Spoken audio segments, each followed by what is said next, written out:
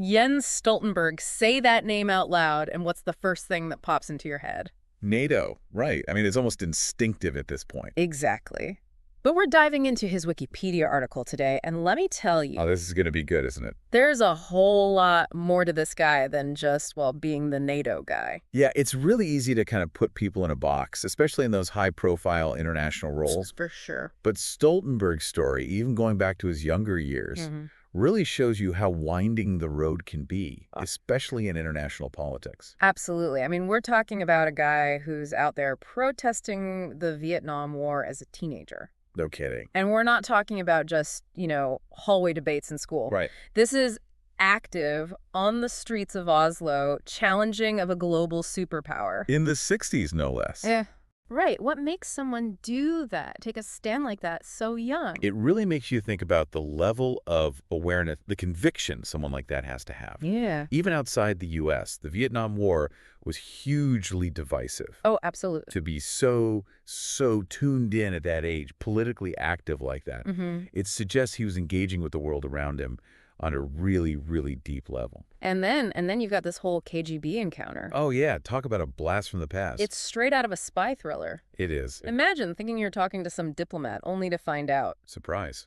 KGB. Exactly. Talk about a mind-blowing experience, especially for a young person. What does that do to someone, to a young mind trying to figure things out? Right. You have to wonder about the impression it leaves, the questions it raises about trust, about people's motives. Yeah. Did it solidify his worldview?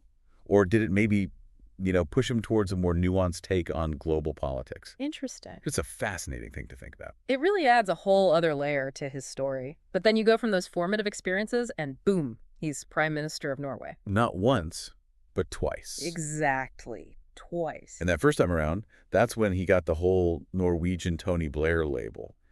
Big reform agenda, modernizing the welfare state, even privatizing some state-owned companies. Wow. Pretty bold, even controversial, especially coming from the Labor Party. Bold, yeah, but if we're going by the article, it sounds like it maybe backfired a bit. I mean, his party got trounced in that first election. Yeah, it is. Was it a case of overreach, do you think? Moving too fast, too soon for the people he was representing? It does seem like the pace of change might have been a bit much, at least for some. One newspaper even called it an extreme makeover. Ouch. Yeah, extreme makeover. That kind of language suggests a real disconnect between his vision and what the voters were ready for.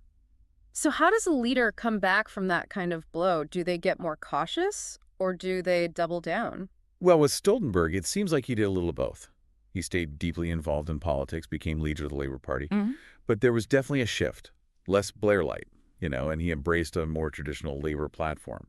That period, it really highlights his ability to adapt, to learn from setbacks, to kind of recalibrate his whole approach. That's huge for any leader, really. Oh, for sure. But then, of course, you have 2011, the terrorist attacks, just a horrific event.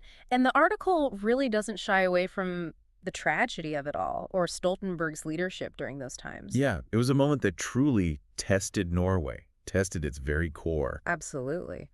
And Stoltenberg's response, it was compassionate, but also incredibly resolute. Right. The article highlights that message of unity he projected, that call to confront hate with love. There's even a quote from his speech at the Oslo Cathedral service. Oh, wow. He said, "We will answer hatred with love." Wow. Powerful words for such a horrific situation. Truly. But the article also brings up the Gejur report, which criticized the government's handling of the attacks. Can you tell us a bit about that side of things? Of course. The Gejur report, it came out after the attacks, and it pointed to some security failures that may have played a part in what happened. I see. Stoltenberg, he took responsibility for those failures. He did.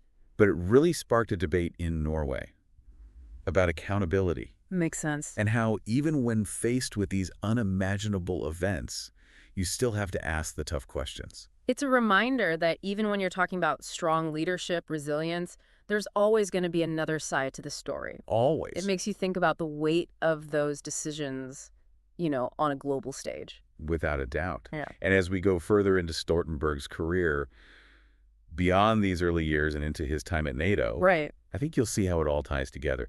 The activism, that KGB encounter, those highs and lows in politics. It's fascinating, isn't it? It all fed into his approach to global affairs. Like all roads lead to NATO, but it's the journey that got him there that's so interesting. Exactly. Okay, let's unpack that next chapter. This is where I think we start to see a different dimension to Jens Stoltenberg emerge. A side I think might surprise a lot of people. You know, it's funny. What's that? When you think about Stoltenberg's career path, you kind of just assume that his focus was always on those more, I don't know, traditional security threats. Right, like military stuff, alliances. Exactly, budgets, that kind of thing. Yeah, the usual suspects. But this article, it really reveals this whole other side to him. Oh, totally. This deep concern for global health, climate change. It's true. You don't automatically think NATO Secretary General and then global health advocate, do you? Not But it's a huge part of his story, even if it doesn't always make the headlines. right. Even before NATO, back when he was prime minister, you see this commitment starting to take shape. Right. Oh, yeah, he was super involved with JVI, the Global Alliance for Vaccines and Immunization. Oh, wow, I remember those. And it wasn't just a figurehead thing. He was really in the trenches. No kidding. Fundraising, pushing for policies to get those life-saving vaccines to more people, especially in developing countries. That's amazing. It was a big deal. Yeah, that's a very clear example of putting your money where your mouth is when it comes to global health. Absolutely. And that passion for making a difference in people's lives, it carries over into environmental issues too. Of course, right. So after his second term as prime minister, Stoltenberg, he gets tapped as a UN special envoy on climate change. Wow. Talk about a shift, right?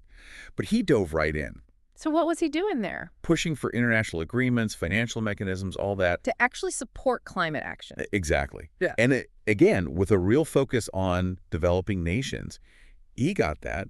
Climate change, it's not just an environmental thing. It's a global security issue, an economic issue, It's everything. social justice. Exactly. It's all connected. And what strikes me here is that Stoltenberg wasn't just, like, making speeches at these summits. No way. It seems like he was really in the weeds with the policy discussions. Oh, yeah, he was known for that. Rolling up his sleeves, getting his hands dirty. Really getting things done. That's the thing about him. He brought that same pragmatism from his political life to these huge global issues. He didn't shy away from the complexities, knew how to balance different interests, but always kept his eye on making actual progress. Sounds like that ability to bridge divides, to get people on the same page even when they disagree. That was key to his whole style. Completely. And speaking of bridging divides, I have to bring up this one story from his time as prime minister. Okay, hit me. Remember that time he went undercover as a taxi driver? Wait, what? As a taxi driver? Yes, in Oslo. You're kidding me. That's hilarious. I know, right? It's such a random detail, but it's in the article. I can't believe it. Why would he do that? Apparently it was a campaign thing for the Labour Party. No way. I guess the idea was to connect with everyday Norwegians. That's kind of brilliant, actually. Right. Hear their concerns directly. Totally unscripted. Did it work? Who knows, but it definitely got people talking. I bet. But even if it was just a campaign stunt, Yeah, it says something about him, don't you think? totally. Like this willingness to break out of that traditional leader mold, to connect with people on a human level. For sure. And you could even say it shows a certain humility. You know. Oh, absolutely. As prime minister, he could easily just stayed in his office surrounded by advisors. Right. But instead, he's out there driving a cab, talking to people from all walks of life. Mm. It just shows this real desire to understand the people he's serving. It's a good reminder that even the people at the very top, they're still human. 100%. And speaking of human, the article even mentions he loves cross-country skiing. Oh, yeah, he's really into it. He even did an expedition to Antarctica. The guy's adventurous. Right. And it's not just hobbies. It speaks to something deeper, don't you think? Oh, totally. This sense of adventure, of pushing himself physically and mentally. It's a side of him you don't see in those official photos. Exactly. And it reminds us that leaders, they're not just one-dimensional. Right. They have passions, interests, experiences outside of their job titles. That shape how they see the world. Absolutely. It all feeds into their leadership. It makes them relatable. Humanizes them for sure. And that might be the biggest takeaway from all of this, really. What do you mean? To really understand someone like Jens Stoltenberg, Yeah. we have to look beyond the titles, the headlines. Right. See the whole picture. See the person? The experiences that shaped him, the values that drive him. It really makes you step back and think, doesn't it? It really does. This whole journey. Mm-hmm. From those early days of like grassroots activism. Right, like he was engaging these massive geopolitical issues from the ground up. Exactly. And then navigating all the complexities of being prime minister. Not just once, but twice. Twice. Yeah. And then onto the world stage with NATO. And talk about a learning curve. It's like every single experience he's had, every high, every low. Every challenge. It's all been building towards, well... Towards whatever comes next, right? Exactly. And that's what I find so fascinating about Stoltenberg. What's that? It's how he's managed to bring together all these different threads, politics, diplomacy, this real heart for humanitarian work, even environmentalism. It's true. It's not like he's just focused on one thing at a time. Right. It's all woven together. He sees the big picture. He sees how it's all connected, which makes you wonder, what is next for Jens Stoltenberg? Yes, the million-dollar question. Because he finally stepped down from NATO this week. After, what was it, like 4 extensions? Something like that. The guy just wouldn't quit. He was in demand. But it does make you wonder what he's going to do now. Everyone's speculating. Oh, for sure. Some big international diplomacy role, maybe. Right. Leading some global organization. Maybe even diving headfirst into the climate change battle. He wouldn't be the first ex-politician to go that route. True, true. But with his experience, the people he knows... And let's be real, the guy's got connections. Yeah, he could write his own ticket at this point. Which is exactly what makes that closing thought you brought up so interesting. What's that? Remind me. What global challenges will he choose to tackle next? And how will his past shape how he does it? Because we've seen him handle some pretty intense situations. Political crises, global health initiatives, leading a military alliance through some of the most, let's say, interesting times in recent memory. He's been through the ringer and come out the other side. It's hard to imagine him shying away from anything at this point. So what you're saying is... What I'm saying is, Jens Stoltenberg's story isn't over yet. Not even close. And that's what makes this whole deep dive so compelling, It really does make you think. It's not just about understanding one man's life and career. Right. It's about recognizing the potential we all have. To learn, to grow, to make a difference. Exactly. To embrace those challenges, to use our experiences, even the tough ones, to do some good in the world. So if there's one thing we can all take away from Jens Stoltenberg's story, it's that leadership, it can look like a lot of different things. It's not always what you expect. And that those who approach the world with curiosity, with empathy, with this willingness to really roll up their sleeves and get things done. Those are the people who can really make a difference. Those are the people who change the world. Well, that's about all the time we have for today's deep dive. From protester to prime minister to the head of NATO, what a journey it's been. And to think, his story's still being written. Exactly.